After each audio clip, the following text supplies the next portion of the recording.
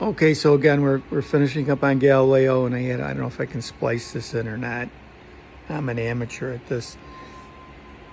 The um, the thing on Galileo and the creation is that there was an implosion of creation for 5 days, not an explosion. So in other words, we're at an awe at the things that we see out there, but you should be at a bigger awe than the things that you find here on Earth, because it's an incredible feat that God had done here.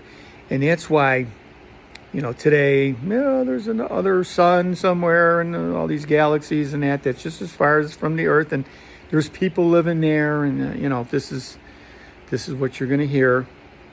But there is no other planet that God came, and He said He came once. So this is it. This is the main planet again, as I explained, that He came here. However, there's something more interesting. The very first thing that God creates is light. Let there be light. Now, we're looking at the Earth here, and we can see the stars, and, according to science, they're light years away. And, of course, their thinking is, oh, yeah, it took billions of years for the light to get to the Earth. Well, I believe that is absolutely false. That it didn't take billions of years. When God says something, it's instantaneous. When He said, let there be light, that's exactly what happened. Now, after He creates something, then you have a scientific norm to some degree. But it's just like the creation of man, and we're going to get into the creation of Adam. But to clear up the information about Galileo and to restore the Earth as basically the center of the universe, that's exactly what I'm doing. Because of the light that we get from all these different planets, and they strike the planet, our planet, and they give us the days, the times. Now, there's something else that corresponds to that. This is why the Earth is the center of God's timepiece. There isn't anything else, I'm telling you right now. You can forget about it. God didn't leave us orphans, and we have the book, and it said what He did. And then also there's prophecies and whatever. Everybody knows something, or, there's theologians. Yes, all true. However, we don't know everything. However, everything is contained in that book, and it has to do with the things here and the days and the times. Now, we see in the fullness of time, Christ is born here, the incarnate, the creator, the Word of God that becomes flesh here. So we also know, too, that book explains that this heaven and earth is passing away. I'm wearing my shirt today. You see how my name's starting to fade away? That's right, because God's got a new plan at some time. And we are going to talk about the historical origins in the beginning on those 4 subjects. And that continues on to the present day and into the future. So the book doesn't end right there.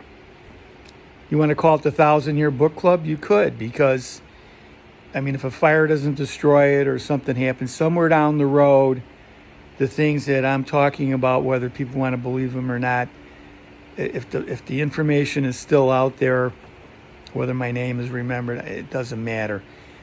If the information is still out there about what somebody had said, it might be relevant hundreds of years from now. They're going to say, how did this person know this? It's not that I'm some exceptional person, but I will tell you this. I know the Bible backwards and forwards like a wheel within a wheel. Not too many people can say that. There's a lot of priests. They are ordained. They're greater than me. They have the ordination from God Almighty, Jesus Christ, to run His church. And I believe in a sacramental life. So that is their job. But I'm a historian. So in order for me to talk about theological things, I have to know pretty much what they do. And hopefully, maybe because of the subject matter that I'm dealing with, which is supposed to be apolitical. They don't have to embrace it. I wasn't commissioned by the church to change anything or write new things or whatever. No, this is something that anybody can come across in the Bible. And when I wrote this book, thousands of scriptures, not just a little bit here, a little bit there. No, they cross-correlate. There's people like Thomas Aquinas that wrote the Summa Theologica. You listen to that guy, oh man, this guy, unbelievable. He's a saint. And I said in the book, even though I talk about him a little bit, toward the end, because I'm not banking off of what these gentlemen said, because most of my book was already written before I ever read a lot of the stuff that they've written about. But because it was a work in progress a little bit, that's included in there. However, back to the idea of the earth and everything that's ever going to happen concerning this planet and everything else, including its melting away, and everything burning up. That's exactly, it's inferred in the scriptures that, God's going to create new things. So you don't have to worry about anything. God's in control. So back to the idea that the first thing God says is, let there be light. There is no number. I think that the number of stars, time, and space, they're not infinite. In other words, there is a known number. They're finite. In other words, but we don't have the mental comprehension as human beings, and God did not give it to us to understand that. So what you're going to come up with is you're going to take something so far, and then you're going to end up with nothing. And that's exactly what I'm saying here.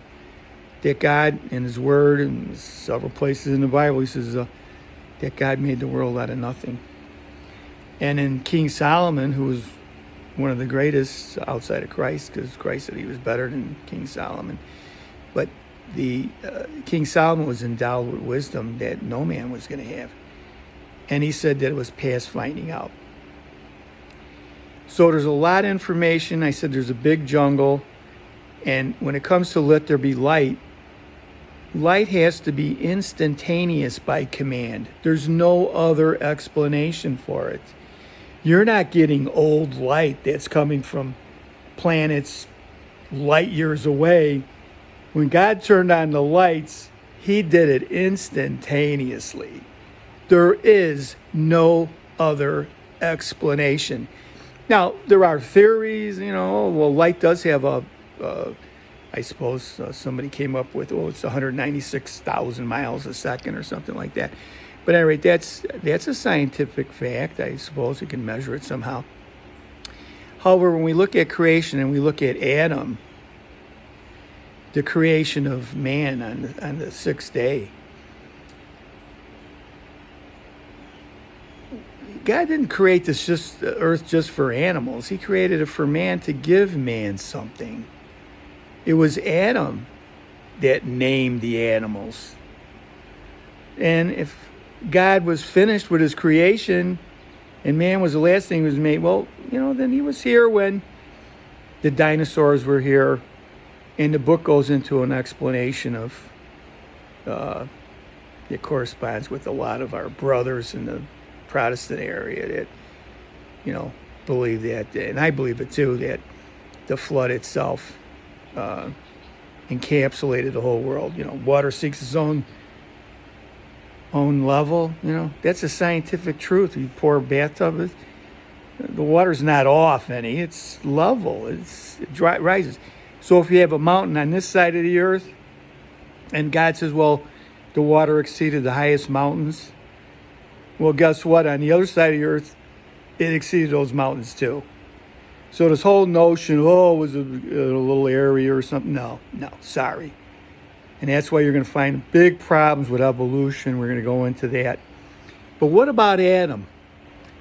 Okay, now think about this for a minute. You're a copy of something ancient. Go back. who is Adam? Is this guy real? Is he a storybook person? No, he was the first man, and Eve taken out of him. So Adam wasn't born of a woman. He was born from the earth, and then Eve was born of Adam from his rib.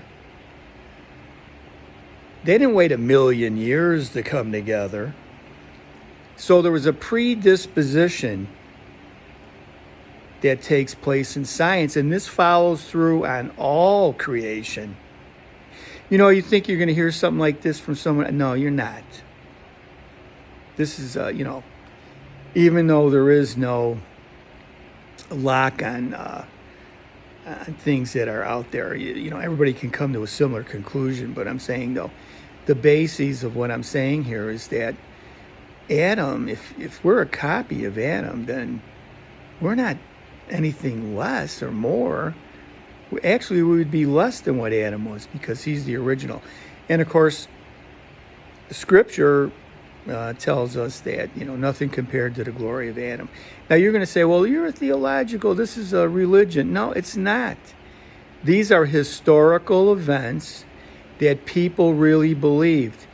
Before we get to the 20th century and evolution and the dinosaur bones and these kinds of things popping up, that's what the kings were taught in Western civilization. That's what the forefathers of our country, they didn't have dinosaurs and stuff like that back in their day. No, they came from, Central Europe, and they came here, and their kings and their monarchs and all these scholarly people that were brilliant. You start going back to the 12th century. These guys were incredible with their knowledge. And a lot of their knowledge and their beauty and their art and the things and the forms it all came from, Christianity. And at some point in the book, we're gonna talk about that, about why America really is a Christian nation and so forth, and why we're having so many problems today. Because there's a reversion back to paganism. So anyway, Adam. It says in the Bible that nothing compared to the glory of Adam. Can you imagine that? And I'll tell you what, right now, nothing compared to the beauty of Eve.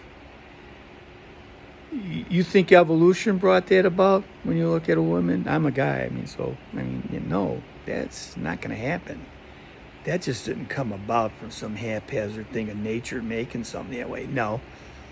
The model that you have today, that's been around for centuries, that's been talked about for thousands of years in the Bible by people that wrote it, there's nowhere there that implicates some kind of newfangled idea that you evolved from something. That is absolutely preposterous, really, when you think about it. In other words, it cheapens exactly who you are. In other words, you grew with the animal kingdom. No, we did not. We were created in the image of God, and that's where we're off today. That's why you have all these big problems. People don't realize these things, and we lost the Christian ethics, and that's why we have so much violence in the world. And just for your information, God destroyed the first world because of violence and the lust of man. He took wives and everything else. Look, I'm just saying these are things, but, God's given you a chance, sent the Son. You're redeemable. You're not like the angels. So back to Adam. Adam lived 1,000 years, basically. That's how it is. And if you're a theologian and you went to school, God bless you, you did good. But the fact of the matter is that the genealogy of Jesus Christ and the person you believe in your Christian faith, Adam is part of that genealogy. Who do you know that can trace back all the way to Adam? I don't even know who my great-great-great-grandfather is or any of that people. It's just not there. But those things were encapsulated and written in the book. So the idea that it took millions of years for this and that, no, it doesn't. And the model that you have today as a woman, 9, 10 months, gives birth to a baby, that's what you get. Not something else. And the species of animals and all these things that God talks about in creation, they come about from their own seed. You know, I mean, you can make a hybrid. I mean, they did it with a horse and a donkey, you get a mule. But there's no breeding after that. Generally, as a rule, they die out. So it's a one-time event. So what I'm saying to you, in nature, a lot of things we can do changes and things. So coming down the line with Adam, if Adam lived 1,000 years and he lost the grace, he's fallen from grace from God because of the damages of disobeying God in the Garden of Eden. Then he lives and all his brethren with him until the great flood. And then after the great flood, the parameters of science again is held to not science, but to whatever God says. You know, Moses 70, and by reason of strength 80. That's your time. God espousing, I'm going to shorten man's lifespan. It's going to be 120 years. I just heard the other day, somebody said, it's 120 years now that man could live. Well, good luck with that, because, are you going to take care of yourself? Are you going to be modern in the way you approach things?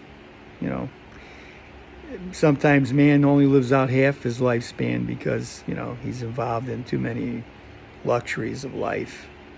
He doesn't live in himself. He's an overextender of whatever it is, food, drink. So Adam was smarter on the intellectual level. And then we want to take this into the races too, because, we have people of many colors and race, ethnicity, and all this. These people are the Chinese. Your intellect isn't any better than theirs. If you took somebody from some tribe somewhere that doesn't have the technical education that you have, and then were able to raise that person, his intellect would be right there with yours. Same thing with Adam. You don't have anything on Adam, but Adam was a better copy than you or I. That's right, Adam was a better copy. Same thing with Eve. And there's other things that are involved in that too as well. So I hope this clears it up for you on some levels. And again, this does not fit into the norm of the world. Basically, the world is tied into this evolutionary stuff. And then we finally come to the courts. And what have they done? The courts are bad because they've legislated science from the bench on several issues, on life issues, when life begins and stuff. Come on now. And that's what they've done. And it's an unfortunate state of events when science is saying, you can't have creation theory. It has to be evolution only. And so is that the dumbing down of society? I don't know. You tell me. I mean, you're getting something different here, hopefully, maybe in a new sense that you're getting. But this is a bad thing. In the United States, this was already a Christian country. And we're going to get into that on another time. But in the meantime, I wish you well. And again, love God, love your family, love your country. And I look forward to talking to you again. Thank you.